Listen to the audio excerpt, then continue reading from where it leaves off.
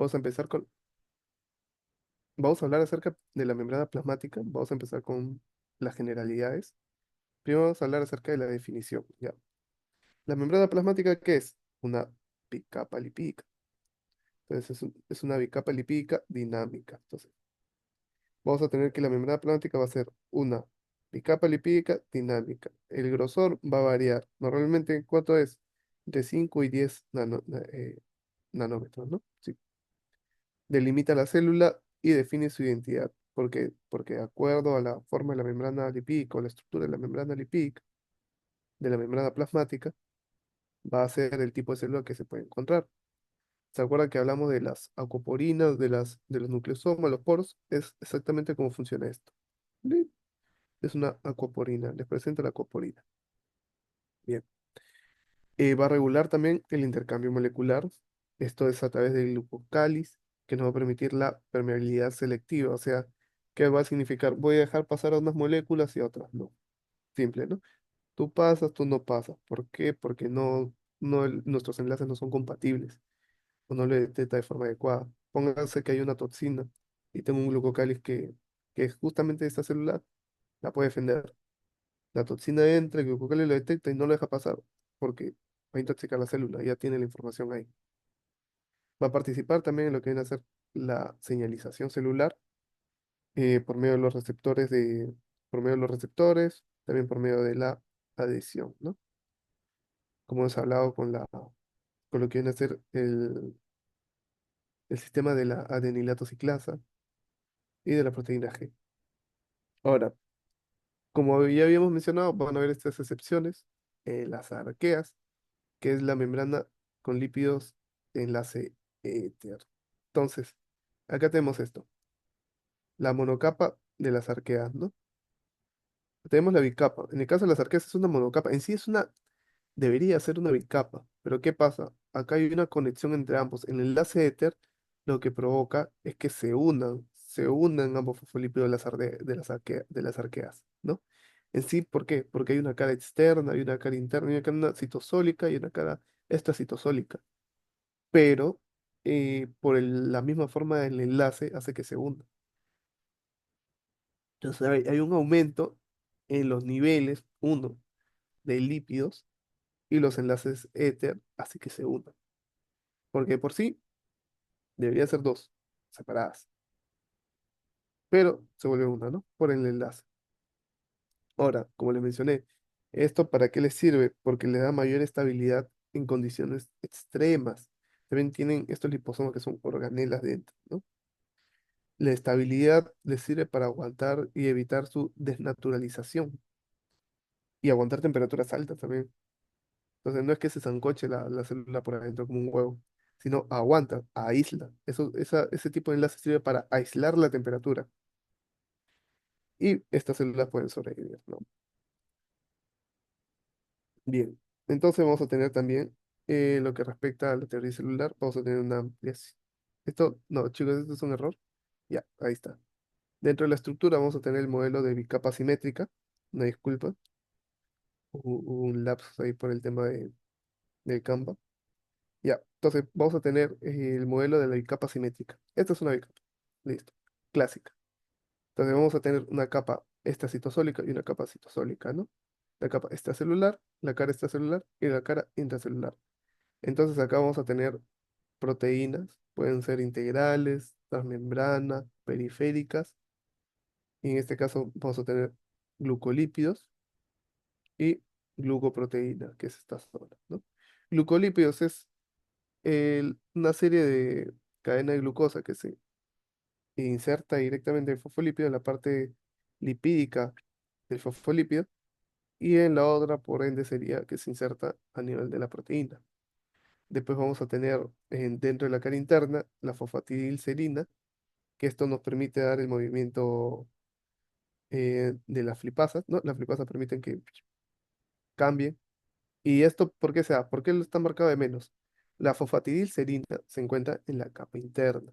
Cuando la flipasa actúa y hace que la fosfatidilcerina aumente el número que se encuentra en la capa externa, mirándose la capa externa, es como mandar una señal hacia el cuerpo, hacia las otras células, de inmunidad que les está diciendo que la fagociten, ¿no? Pónganse que estas células de color es de este color verde.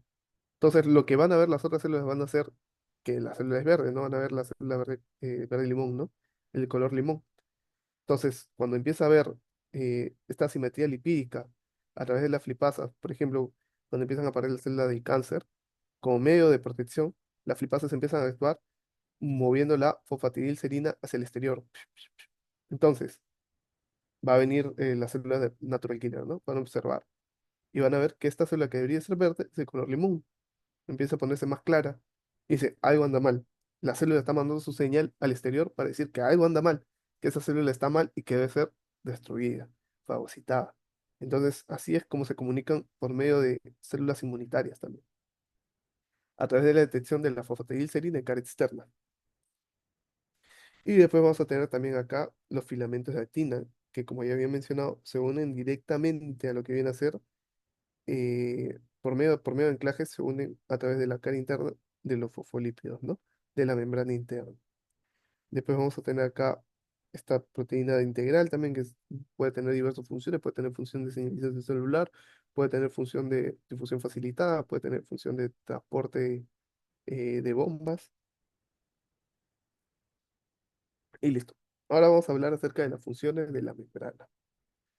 Dentro de la función de la membrana vamos a tener barrera selectiva, lo mencionamos. Entonces, ¿qué es lo principal que va a entrar en membrana sola? Va a ser las moléculas pequeñas no polares, o sea, oxígeno gaseoso y monóxido gaseoso.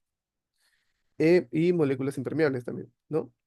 En este caso, va a ser impermeables a iones que no tengan transportadores, porque como hablamos, esto pueden pasar a través de difusión facilitada, cuando no hay gasto de ATP, ¿no? Bien, entonces en la comunicación nos va a permitir también, en el caso de los receptores asociados a proteína G, que van a ser estas proteínas que ya hemos hablado, que nos va a permitir la cascada del AMP cíclico, que van a actuar en 30%. Viene la importancia, 30% de todos los fármacos. Hay una clase más adelante, especialmente de esto, que habla acerca de señalización celular y la importancia que tiene debido a eh, los fármacos que pueden actuar. Y también no solo por la farmacología, sino porque la señalización celular a través de las proteínas G permiten identificar cómo es que se da el origen a una patología.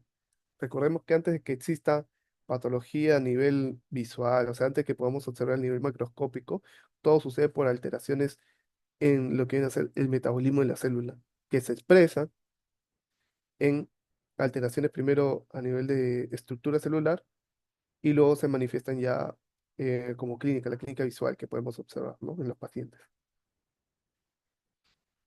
Vamos a tener también los anclajes citoesqueléticos, que es en el caso de la integrina, que van a estar vinculados a la matriz, y en el caso de la extracelular, la actina, ¿no?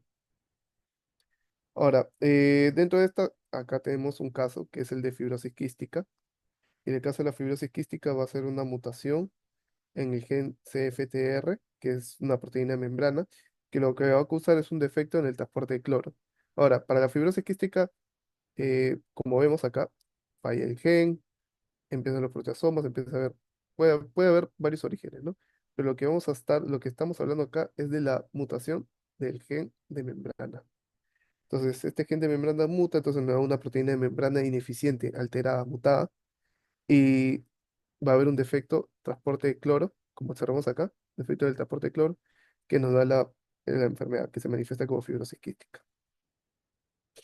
Ahora, ¿por qué me sirve esto? ¿Por qué quiero aprender esto, no? De repente, si son de carrera del área de la salud es importante, por el tema de que los fármacos salen de acá. Si me falla el canal de membrana, entonces, ¿dónde es que debo actuar? A nivel de la proteína de membrana, a nivel de este canal. Ahí es donde actuaría el fármaco. Si mi canal es ineficiente, los fármacos que van a buscar hacer modular este canal para que sea eficiente. Entonces desaparece la fibrosis quística. Pero esta es solo de origen a nivel de la alteración de proteína de membrana, porque también hay a nivel de alteración de genética. Ahí puede entrar otro tipo de medicamento, otro tipo de tratamiento farmacológico, como puede ser el tratamiento farmacológico a nivel molecular, a nivel de ADN. Entonces, por ello es la importancia, ¿no? Ahora vamos a ver el modelo de mosaico fluido.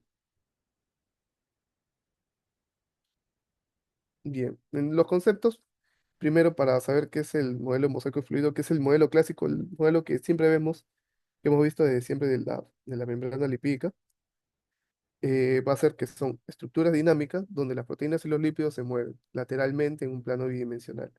Entonces, y yo siempre, o a mí me gusta explicarlo, que es como tomar tu mazamorra, como comer tu mazamorra. O sea, la membrana es un, no es que sea líquido, no es como una sopa. La membrana es literalmente es como una mazamorra.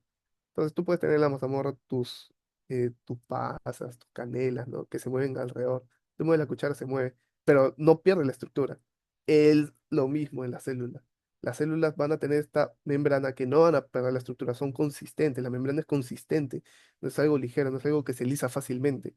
Pero dentro de esta membrana no solo es consistente, sino que permite el movimiento de estas estructuras. El movimiento de estas estructuras que nos permite. ¿Por qué es importante que se mueva? ¿Por qué es importante que la membrana esté en constante movimiento para que puedan darse las reacciones metabólicas? Una célula en movimiento, la membrana en movimiento, que las proteínas estén en movimiento, primero nos dicen que es activa metabólicamente. Entonces, esto va a permitir que uno, como ya hablamos de permeabilidad, la movilización la movilización de los fosfolípidos, la movilización de proteínas no dan cierta gradiente de protones. Esto es lo que da permeabilidad hacia los gases, ¿no? Como que hablamos del oxígeno. Esa es la importancia real, esa es la importancia real de que esté en movimiento constante. Entonces, el modelo mosaico fluido lo que nos diría es que la estructura dinámica se mueve en matriz o en forma de lípidos, ¿no? A través de los lípidos. Ahora, el concepto que debemos tener claro es fluidez, asimetría y dinamismo. Son características que debe tener. Si uno falla, si una de estas cosas falla, está fallando nuestra célula. Entonces, es una célula que está mal, que va a ser eliminada, ¿no? Ahora, dentro de la fluidez vamos a tener que los lípidos se van a difundir lateralmente en la simetría, porque va a tener una composición diferente en cada monocapa, como hablamos, de la fosfatidilcerina. La capa externa no es igual a la capa interna, son diferentes. Y la variación de estos indica que hay fallos en la célula. Y es importante para la comunicación con el medio. Y el dinamismo, las proteínas móviles, ¿no? Que en este caso grado de restricción significa que no pueden moverse hasta ciertos lugares. Ahora, también la movilización de proteínas nos puede dar, de proteínas, no solo de proteínas, de lípidos, también de colesteroles que se encuentran atravesados o a través de la membrana, lo que nos van a dar es la formación de balsas lipídicas, que estos vienen a ser microdominios, ¿no? Lipid Raft, balsas lipídicas. Son microdominios que en este caso van a concentrar lo que viene a ser colesteroles y esfingolípidos. Entonces, el concepto de colesteroles y esfingolípidos principalmente se van a encontrar a nivel de la capa externa. En cambio, si van a concentrar proteínas señalizadoras, van a estar ancladas principalmente con fosfatasas, ¿no? Con proteínas transmembranas.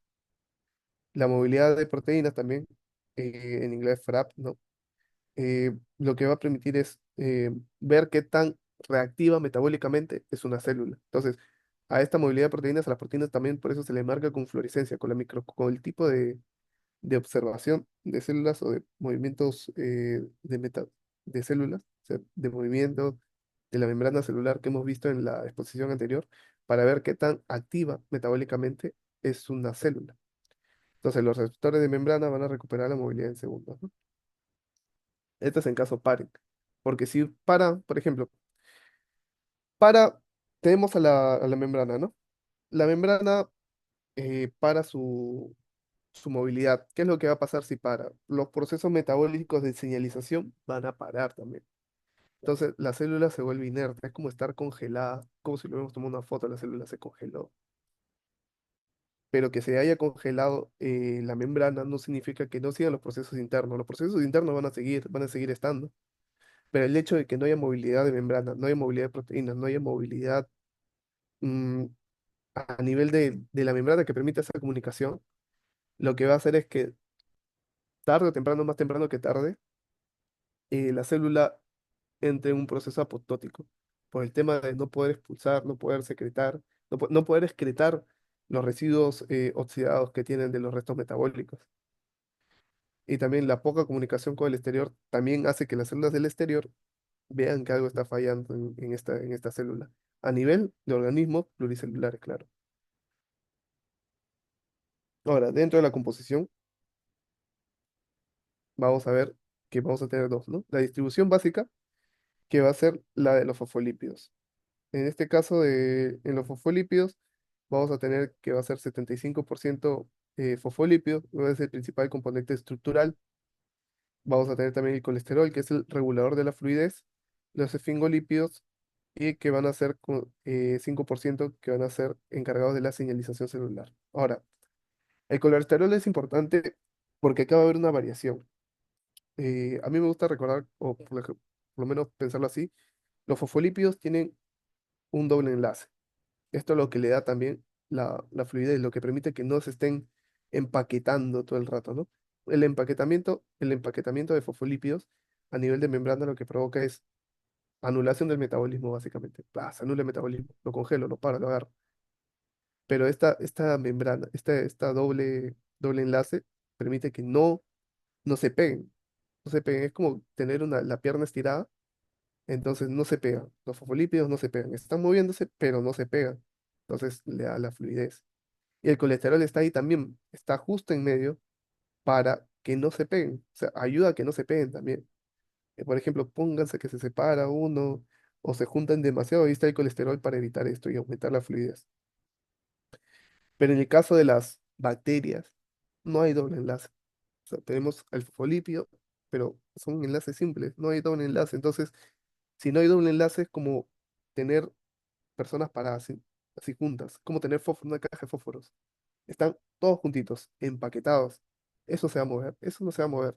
Entonces, en las bacterias van a tener moléculas parecidas al colesterol, que lo que va a permitir es eh, que mejore la fluidez de la membrana para que puedan darse los procesos metabólicos. Ahora, los lípidos, como acá menciona, van a tener un papel principal en la reparación de membranas. Hablamos justamente de retículo endoplasmático, aparato de Golgi, retículo endoplasmático liso y retículo endoplasmático rugoso. En el caso de la formación de no solo lisosomas, sino de vacuolas lipídicas dentro de la célula, lo que va a permitir es que estas vacuolas al exteriorizarse o al expulsar algo, cada que hay exocitosis, esa membrana no desaparece, esa membrana se une. Cuando hay una exocitosis, esa membrana se une a la membrana celular para formar o para reparar si es que ha habido daño, ¿no? Si es que ha habido, por ejemplo, una división celular para aumentar el tamaño, para crecer, en caso de aumentado la cantidad de solutos o productos que hayan dentro del citoplasma.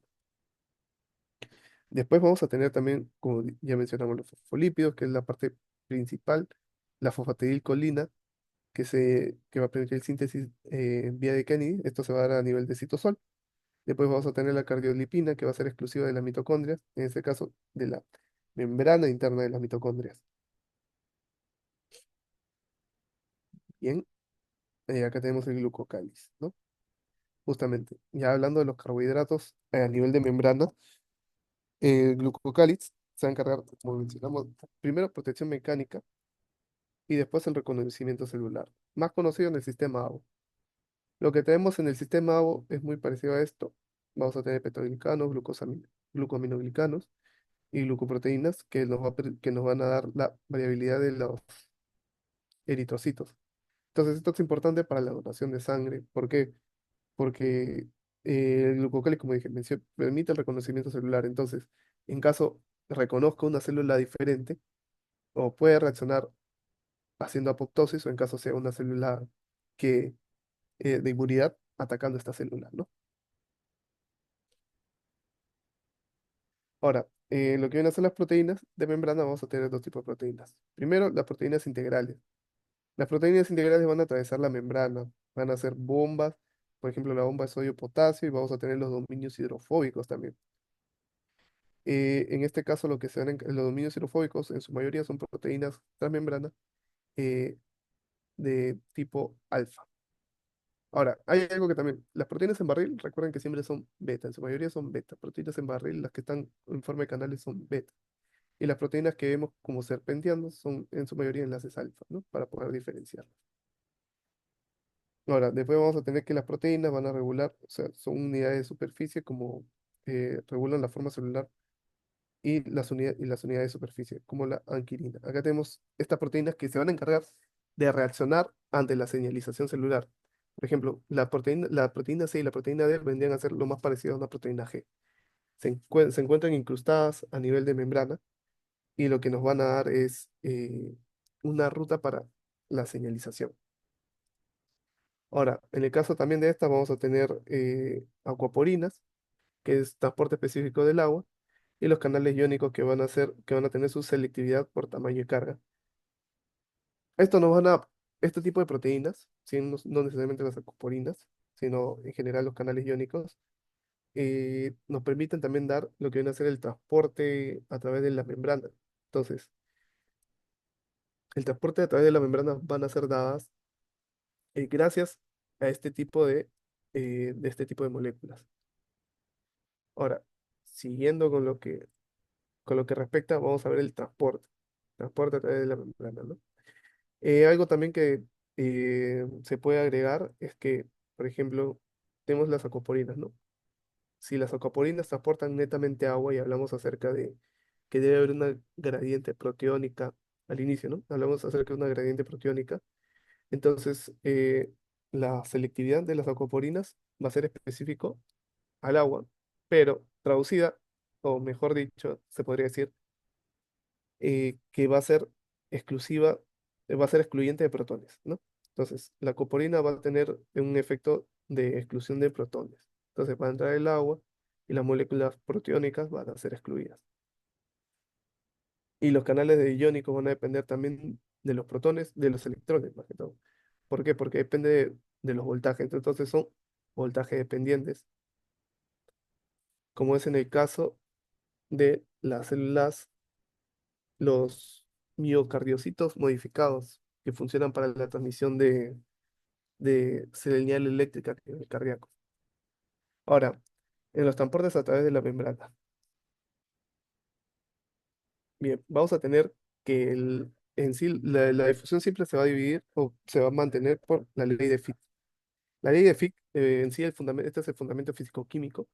La ley de Fick lo que nos va a hablar es acerca de un flujo neto, el flujo neto de un coeficiente de difusión y del área de la membrana. O sea, vamos a tener que la cantidad de gradiente de concentración que va a haber alterada entre un espacio y el otro va a depender de, primero, el material o el coeficiente de difusión que tenga la lámina, la membrana, y el área que esté dispuesta a esta membrana. Por ejemplo, acá tenemos en el caso del oxígeno, que va a transmitirse a través de la membrana, y en el caso del dióxido de carbono que ya hemos hablado, ambos en estado gaseoso o en estado molecular también.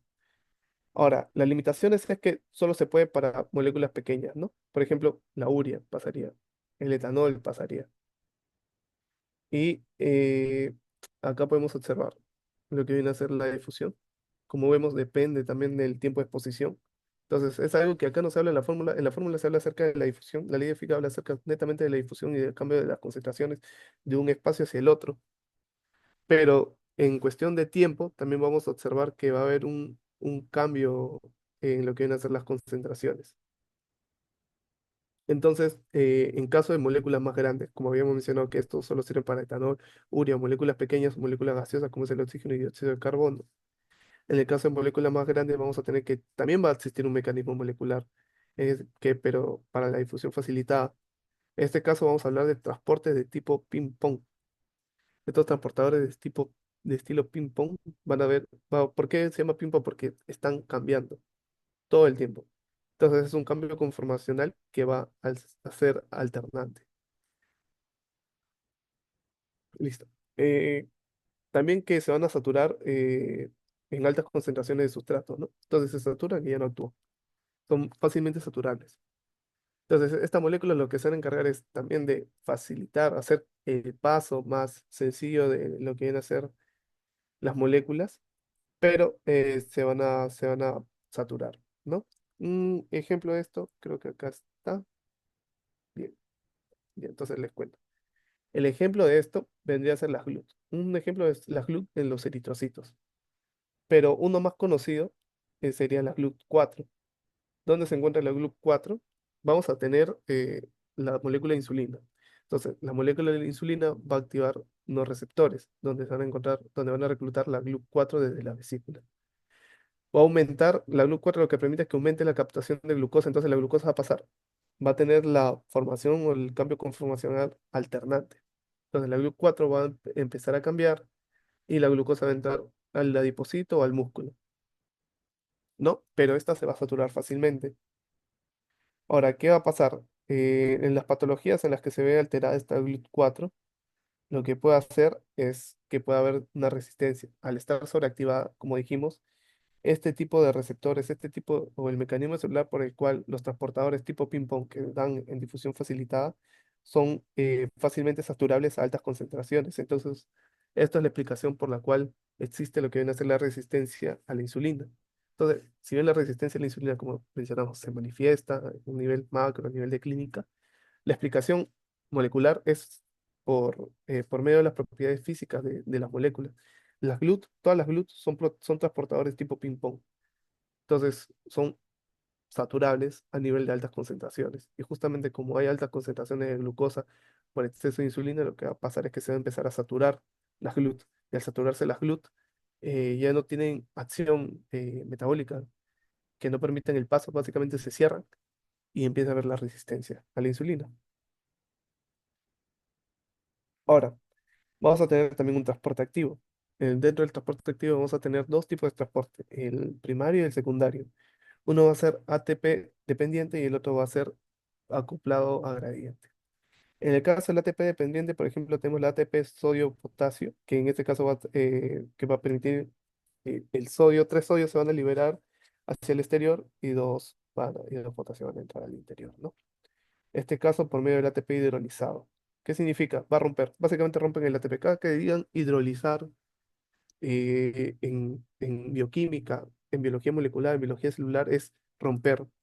Entonces, la energía con la que se rompe uno de estos enlaces va a ser con la que permite el paso de estas dos moléculas, que van en contra de la gradiente, porque están entrando en contra. Entonces, al entrar en contra de la gradiente, necesitan energía, y esta energía es provocada por la ruptura de los enlaces o de la hidrolización del ATP. Entonces, también existe mecanismo, ¿no? Como es el mecanismo de la fosforilación del aspartato y la inhibición de la ouabaína, ¿no? Ahora, lo que viene a ser lo que respecta al transporte secundario, entonces, lo del transporte primario, lo que deben saber es ATP dependiente en contra del gradiente. ATP secundario, el transporte secundario, como este va a ser acoplado a gradiente, van a haber importadores, ¿no? Como los SGLT1, que es importe sodio-glucosa. Entonces, va a usar la gradiente o sea, va a aprovechar el hecho de que el sodio va a entrar para que la glucosa entre en contra. O sea, es como estoy aprovechando que está entrando una molécula que sí puede entrar, ¿no? El sodio sí puede entrar, pero la glucosa lo sigue a la fuerza, es como si lo jalara. Entonces entran los dos de golpe. Ahora, estos pueden ser bloqueados a nivel intestinal, el SGLT1. Por ejemplo, la floricina, estos fitoquímicos bloquean la acción de la SGLT1 y no van a permitir que haya el paso de glucosa, ¿no? Ahora, ¿para qué me sirve esto? Los importes, hay importadores, cotransportadores. Estos van a servir también para lo que viene a ser el paso de moléculas o para entender las patologías. Por ejemplo, las patologías tiroideas. Existen importadores de yodo que van a permitir, o sea, que van a hacer un paso acoplado a gradiente igual, pero que las alteraciones de esto me pueden dar eh, hipertiroidismo. Entonces, o hipotiroidismo, de acuerdo a qué nivel de canal se fue afectado. Entonces, por eso es importante entender que el transporte activo interviene en todos los procesos metabólicos y fisiológicos del cuerpo. Ahora, en lo que respecta a esto, también vamos a tener las bombas, ¿no? Las famosas bombas. acá tenemos ATP dependiente de esto, pero las bombas son las importantes. Las bombas, todas las bombas van a ser ATPasas porque van a gastar, van a necesitar de la ruptura o la hidrolización de los ATPs. Entonces, toda bomba de protón, sea sodio-potasio, hidrógeno-potasio, lo que va a hacer es usar ATP, hidrolizar ATP para usar esa energía para hacer el paso de estas moléculas en contra de la gradiente. Ahora, ¿qué pasa si hay una patología? Se sobreexpresa.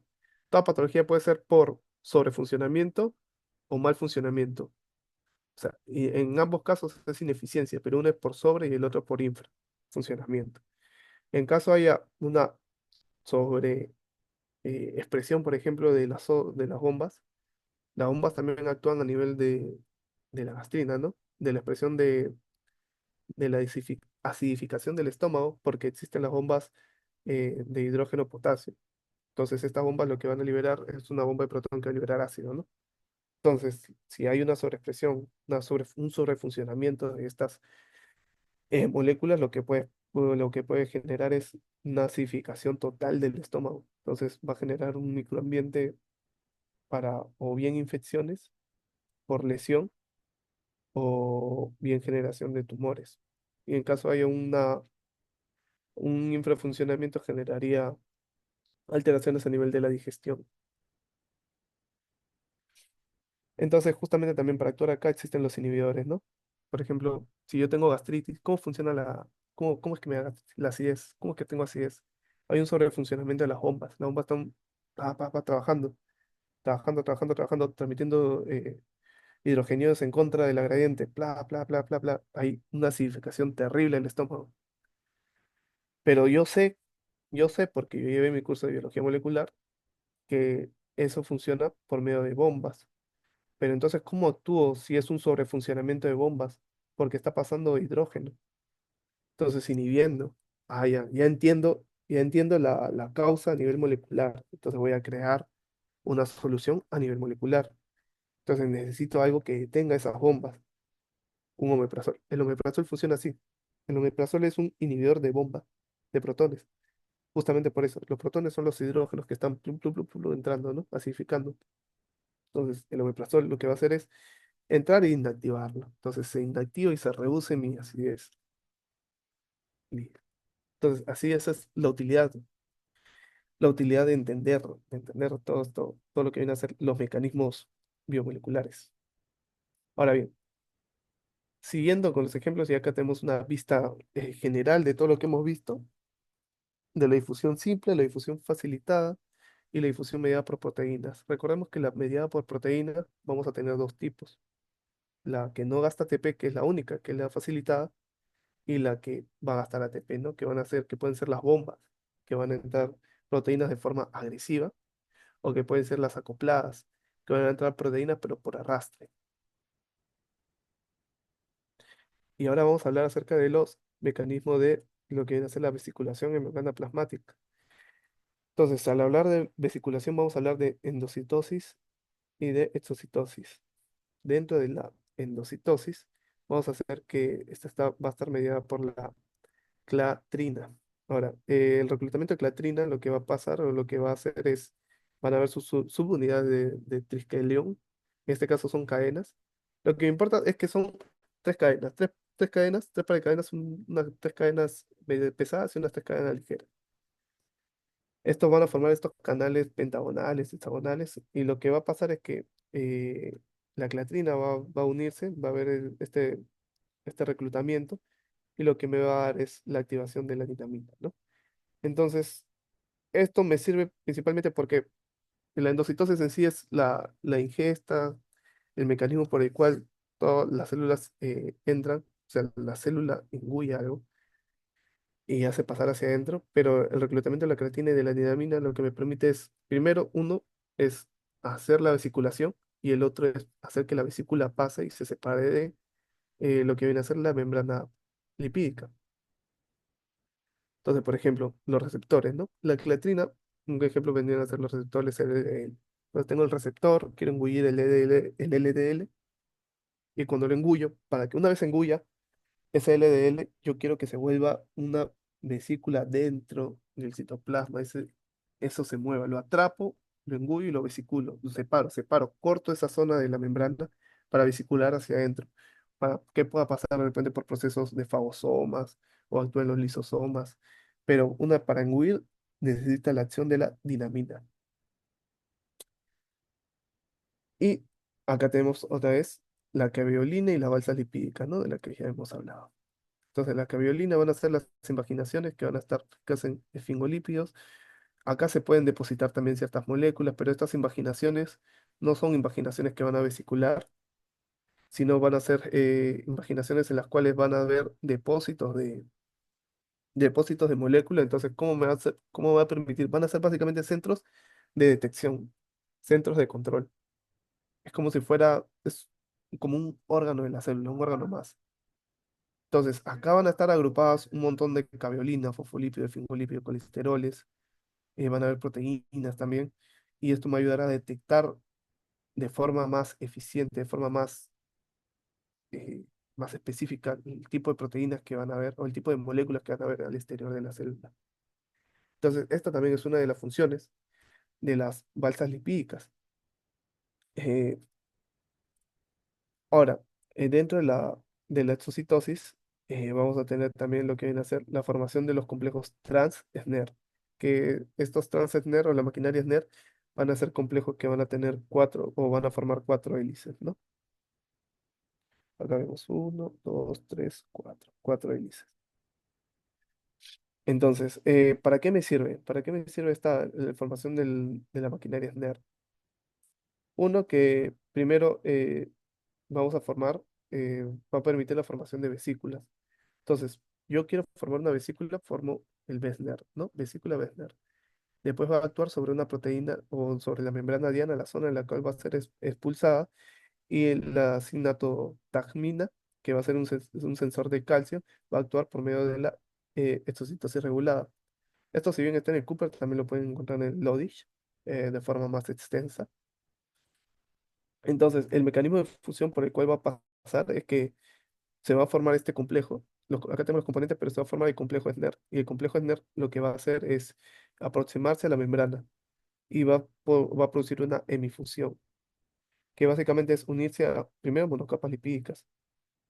Y esto lo que nos va a dar es ya el sitio de detección para que puedan salir lo que vienen a ser las membranas que se han formado. Entonces, va a unir a la monocapa y las va a traer hacia la zona donde debe ser expulsada. Es como si fueran dos anclas. Las uno y se guían, una seguida de la otra. Ahora, ¿para qué me sirven esto? ¿Por qué debo saber esto? ¿O cuál es la función de esto? Porque esto también, así, este proceso es por donde actúan las células de la secreción de insulina, las células beta, ¿no? Entonces, si hay una disfunción de las células beta pancreáticas, va a haber un fallo o una disminución en lo que viene a ser la producción de insulina. Por ejemplo, si hay una disminución de la sintactina que tenemos, ¿no? De la sintaxina. Hay una disminución de la sintaxina, entonces va a funcionar de forma inadecuada la maquinaria SNER. Funciona de forma inadecuada la maquinaria SNER, no puede expulsar insulina. ¿Cómo voy a expulsar insulina? No la puedo secretar, porque la molécula está dentro de la célula, pero está ciega, no tiene un punto de llegada. Eso es para lo que me sirve la maquinaria, para tener el punto de llegada, dar la dirección y la guía hacia a las vesículas, a las moléculas, a las moléculas que están dentro de la vesícula, al interior de la célula para ser expulsadas. Al no tener esto, entonces va a haber un fallo en cualquier molécula, en cualquier célula excretora. Entonces va a haber un fallo en la excreción de insulina, en el caso de las beta pancreáticas, ¿no? Y otra vez, volvemos, ¿no? ¿Cómo la puedo tratar esto? Actuando a nivel molecular otra vez. Existen fármacos que llevan a la exocitosis, son amplificadores, pero en este caso son del canal del AMP cíclico, que hacen como una especie de señalización inversa, en la cual fuerzan la salida. Bien, entonces acá justo lo que le decía, ¿no? El mecanismo de difusión, formación de los complejos, y así es como se forma, ¿no? Entonces básicamente esto me sirve para darle dirección y una ubicación a a la vesícula que tengo dentro, que estoy exocitando. Y esto vendría a ser todo por lo que respecta a las dos clases de hoy, chicos. No sé si alguien tiene alguna pregunta o qué les ha parecido. Igual esto se va a encontrar en lo que viene a ser su, el aula, el Classroom. Y también mencionarles que el día sábado que vamos a ver el caso clínico, también hay ciertos laboratorios virtuales que les vamos a pasar o que les vamos a subir lo más probable al Classroom para que puedan interactuar y puedan poder entender cómo es que surgen estos complejos, ¿no? Porque yo creo que si bien podemos tener los conceptos claros, una ayuda visual siempre es importante.